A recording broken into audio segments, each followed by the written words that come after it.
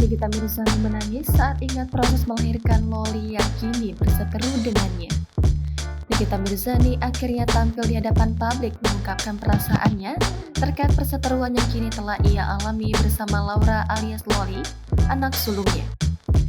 Nikita mengaku memikirkan Loli yang kini sedang berada di London namun berseteru dengannya.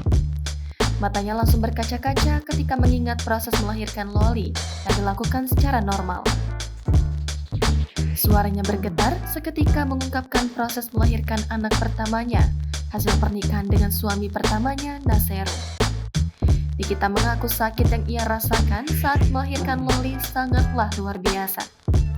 Ia juga membandingkan sakitnya melahirkan secara normal dengan melahirkan secara operasi sesar.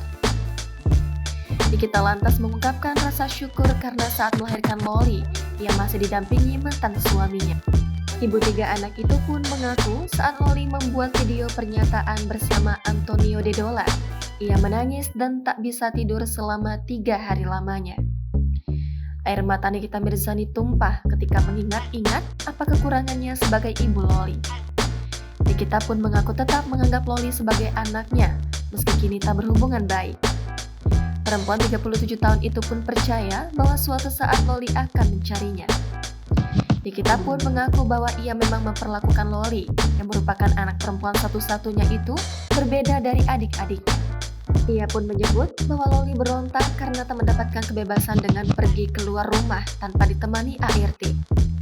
Nikita mengungkapkan bahwa hal itu ia lakukan semata-mata untuk menjaga sang anak.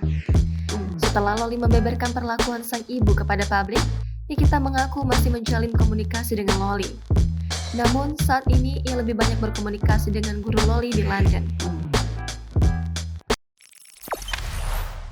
Jangan lupa subscribe, share, komen, dan like ya!